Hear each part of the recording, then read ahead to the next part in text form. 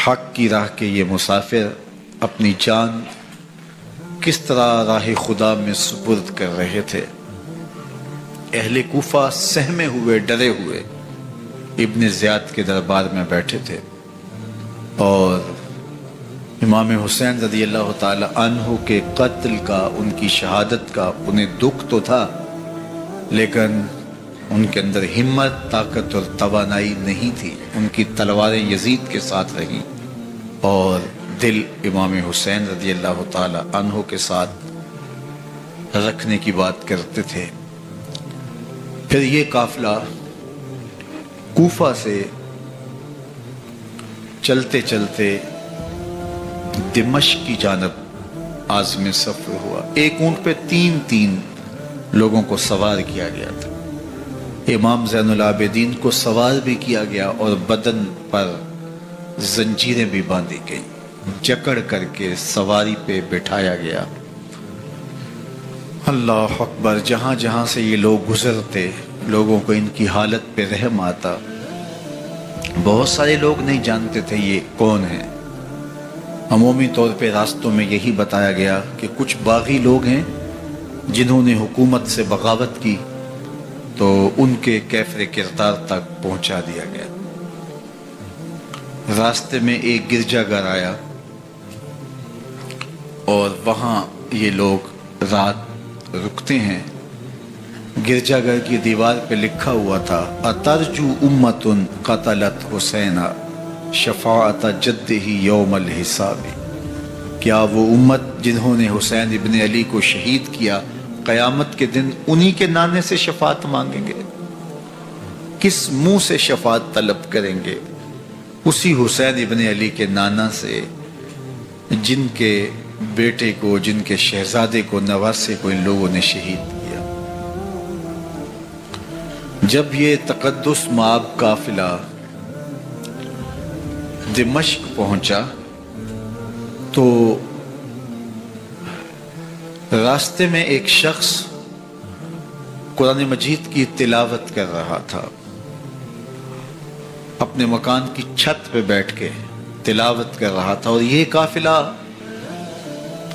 اس طرح سے گزر رہا تھا کہ شہیدوں کے کٹے ہوئے سر نیزوں کی نوک پہ تھے، اور عصمت شیار خواتین اور امام زین العابدین اونٹوں پہ بندھے ہوئے تھے۔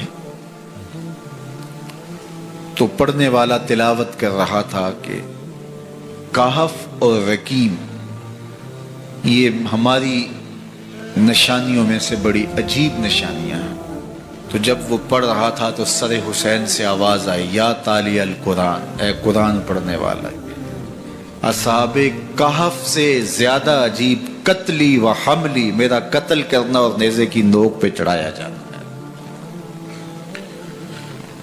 یہ قافلہ یزید کے دربار میں پہنچتا ہے۔ یزید بہت خوش ہوا اور اس نے حضرت امام زین العابدین رضی اللہ تعالیٰ عنہ سے کہا کہ تمہارے باپ نے میری حکومت کے خلاف بغاوت کی اور وہ اپنے انجام کو پہنچے۔ تو آپ نے جواب میں قرآن مجید کی آیات کی تلاوت کی اور اہل بیت کے مناقب اور فضائل بیان کیے۔ سیدہ زینب سلام اللہ علیہا کا ایک خطبہ اہل بیت کی عظمت، مناقب اور فضائل میں یزید کے دربار میں اپنی انوکھی اور البیلی شان رکھتا ہے۔ یزید پہلے تو خوش ہوا، لیکن جب اس نے لوگوں کے چہرے دیکھے تو وہ پریشان ہو گیا، حتیٰ کہ یزید کے دربار میں ایک عیسائی سفیر آیا ہوا تھا، تو اس نے جب کٹے ہوئے سر دیکھے اور خستہ حال سادات کی شہزادیوں کو دیکھا تو اس نے کہا یہ کون لوگ ہیں؟ تو اسے بتایا گیا، تو اس نے بڑے تعصف کا اظہار کیا، کہا کتنے بد نصیب لوگ ہو، ہمارے پاس حضرت عیسیٰ علیہ السلام کے گدھے کا کھر موجود ہے اور ہم اسے بھی عزت کی جگہ پہ رکھے ہوئے ہیں، اور تم کتنے بدبخت ہو اپنے رسول کے نواسے کو شہید کر دیا۔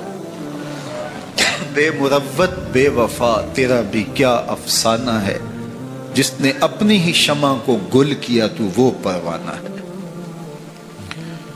تو یزید نے جب لوگوں کے تیور دیکھے اور بدلتے ہوئے حالات دیکھے تو اس نے تعصف کا اظہار کیا اور کہا اللہ برا کرے ابن زیاد کا، وہ امام حسین کو میرے تک پہنچنے دیتا تو میں ان سے اچھا معاملہ کر لیتا۔ کچھ لوگ اس سے یزید کو بری الذمہ قرار دینے کی کوشش کرتے ہیں، لیکن یزید کے اپنے حکم سے سب کچھ ہوا۔ ابن اسیر نے لکھا ہے کہ جب یزید مرا تو ابن زیاد دمشق آ رہا تھا، اس کے ساتھ مسافر بن شریح بھی تھا، تو اچانک وہ کچھ سوچنے لگا۔ تو مسافر بن شریح نے کہا کہ ابن زیاد میں تمہیں بتاؤں تم کیا سوچ رہے ہو؟ کہا بتاؤ۔ کہا تم یہ سوچ رہے ہو کہ میں نے نواسہ رسول کو شہید کیوں کیا؟ تو کہنے لگا کہ یہ مجھے یزید کا حکم تھا، اور اگر میں نواسہ رسول کو شہید نہ کرتا تو وہ مجھے قتل کر دیتا۔ اور جب مسلم بن عقبہ کو مدینہ المنورہ کی حرمت کو پامال کرنے کے لیے اور حضرت عبداللہ ابن زبیر رضی اللہ تعالیٰ عنہ کی خلافت کے اعلان کے بعد مکہ المکرمہ پر حملے کے لیے جو یزید نے بھیجا، تو اس سے قبل اس نے ابن زیاد کو کہا کہ یہ کام تم کرو۔ تو ابن زیاد نے جو جواب دیا وہ یہ تھا کہ میں تمہارے کہنے پہ پہلے ہی نواسہ رسول کو شہید کر چکا ہوں، اب نواسہ رسول کو شہید کرنا اور کعبۃ اللہ کی حرمت کو پامال کرنا، یہ دو چیزیں میں جمع نہیں کروں گا۔ اور اس نے بادشاہ کے حکم کا انکار کر دیا۔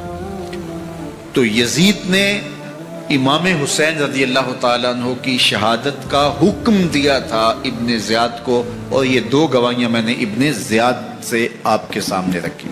باقی اس کا یہ سیاسی پینترا کہ وہ تعصب کا اظہار کرے، تو قاتل کی پشیمانی مقتول کی اہمیت تو بڑھا سکتی ہے، لیکن قاتل کے دامن سے قتل کا داغ نہیں دھو سکتی۔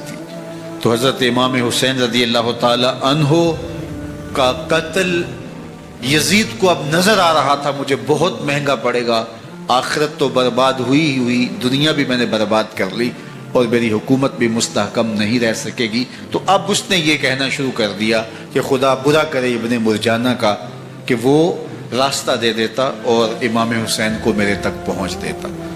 حضرت امام زین العابدین سے اب وہ لجاجت کرنے لگا اور کہنے لگا کہ حضرت آپ کچھ ارشاد فرمائیے۔ تو آپ نے تین چیزیں ارشاد کی۔ آپ نے فرمایا ایک تو ہمیں خیریت سے مدینے بھیج دو، اور دوسری بات کہ قاتلان حسین کو ان کے کیفر کردار تک پہنچاؤ، اور تیسری بات مجھے دمشق کی جامع مسجد میں خطبہ جمعہ کی اجازت دو۔ اس نے کہا کہ خطبہ جمعہ کی اجازت بھی دیتا ہوں، آپ کو خیریت سے مدینہ المنورہ بھی روانہ کر دیا جائے گا، لیکن قاتلان حسین کو کیفر کردار تک پہنچانا یہ میرے پاس میں نہیں ہے، یہ ممکن نہیں ہے۔ اب مجھے بتائیے حاکم وقت ہو اور اتنا بڑا سانحہ اور واقعہ ہو گیا ہو تو وہ وہیں کھڑے کھڑے معذرت کر لے کہ یہ اس بات کو رہنے دو، تو اس کا مطلب سمجھنے میں کسی بھی باشعور شخص کو دیر نہیں لگتی۔ اسے چاہیے تھا کہ وہ کہتا کہ میں اس کی تحقیق کروا کے جو بھی مجرم ہے وہ کیفر کردار تک پہنچے گا، اور آپ نہ بھی کہتے تو یہ میں کرتا چونکہ میں حاکم وقت ہوں۔ لیکن اس نے فوراً کہا کہ یہ ممکن نہیں ہے، تو اس کا مطلب کیا کہ مجرم میں خود ہوں، تو میں اس سے جو ہے وہ بچنا چاہتا ہوں۔ تو اس نے حضرت امام زین العابدین کو کہا دو شرطیں تو قبول ہیں، لیکن یہ تیسری شرط قبول نہیں ہے اور یہ ممکن نہیں ہے۔ تو یہ واضح اس بات کا اشارہ ہے کہ یزید کے حکم سے، اس کی منشا سے اور اس کے کہنے سے حضرت امام کو شہید کیا گیا، اور اس نے حضرت امام حسین رضی اللہ تعالی عنہ کے مبارک لبوں پر چھڑیاں بھی ماری اور آپ کے دانتوں پر ضربیں لگائی چھڑیاں. وہ تو ایک صحابی وہاں موجود تھے جو کھڑے ہو گئے. انہوں نے کہا ارفع ھذا القدیب عن ھاتین الشفتین، ان ہونٹوں سے چھڑی ہٹا لے، میں نے ان آنکھوں سے رسول اللہ کو یہ ہونٹ چومتے ہوئے دیکھا ہے. جس طرح ابن زیاد کے دربار میں ہوا تو یہاں بھی ہوا. اللہ اکبر. تو یزید اپنے تئیں خوش تھا، لیکن لوگوں کے احتجاج کی سکت نہیں لا سکتا تھا کہ نواسہ رسول کو شہید کر دیا گیا. تو وہ یوں اپنی بات کو چھپانا چاہتا تھا اور بات ابن مرجانہ ابن زیاد پہ ڈالنا چاہتا. لیکن ابن زیاد کہتا ہے کہ اگر یزید کے کہنے پہ میں امام حسین کو قتل نہ کرتا تو میں قتل کر دیا جاتا، اور میں غزوہ کعبہ اور قتل امام حسین دونوں کو جمع نہیں کر سکتا، لہٰذا اب میں یزید کا یہ حکم نہیں مانوں گا، اس نے پہلے مجھ سے بہت بڑی زیادتی کروائی ہے. یہ تاریخ کی معتبر کتابوں کے اندر موجود ہے. اب یزید نے کہا دو باتیں مان لیتا ہوں، آپ کو مدینہ المنورہ بھی رخصت کر دیتے ہیں، اور دوسرا آپ کو مسجد دمشق میں خطبہ کی اجازت بھی دیتے ہیں. اللہ اکبر. یہ وقتی تصرف تھا اس کا، ورنہ یہ کون ہے اجازت دینے والا؟ ممبر تو حسین ابن علی کے نانے کا ہے. خیر مسجد دمشق میں گئے، لوگوں کا ہجوم تھا. حضرت امام زین العابدین ممبر پہ جلوہ فراز ہوئے. خطابت تو ان کے گھر کی لونڈی ہے. تو جب آپ نے کھڑے ہو کر کے خطبہ دیا اور فضائل و مناقب اہل بیت بیان کیے، لوگوں کے سینوں کے اندر آتش محبت اہل بیت کی جوش مارنے لگی. یزید ڈر گیا کہ اگر کچھ دیر خطبہ جاری رہا تو کہیں ایسا نہ ہو کہ لوگ میرے خلاف اٹھ کھڑے ہوں. تو اس نے مؤذن کو اشارہ کیا اور وہ اذان دینے لگا. تو اس نے کہا اللہ اکبر اللہ اکبر. تو حضرت امام زین العابدین نے کہا اس میں کوئی شک نہیں کہ اللہ سب سے بڑا ہے. پھر کہا اشہد ان لا الہ الا اللہ. تو امام زین العابدین نے فرمایا کہ ہم نے اس بات کی اپنے خون سے گواہی دی ہے کہ اللہ کے علاوہ کوئی معبود نہیں ہے. پھر اس نے کہا اشہد ان محمد رسول اللہ. تو حضرت امام زین العابدین نے یزید کی آنکھوں میں آنکھیں ڈال کے کہا یزید دیکھ، اذان میں تیرے نانے کا نام ہے یا میرے نانے کا نام ہے؟ تو حسین ابن علی رضی اللہ تعالی عنہ کا نام کبھی بھی مٹنے والا نہ زیاد کا وہ ستم رہا، نہ یزید کی رہی وہ جفا، رہا تو نام حسین جسے زندہ رکھتی ہے کربلا.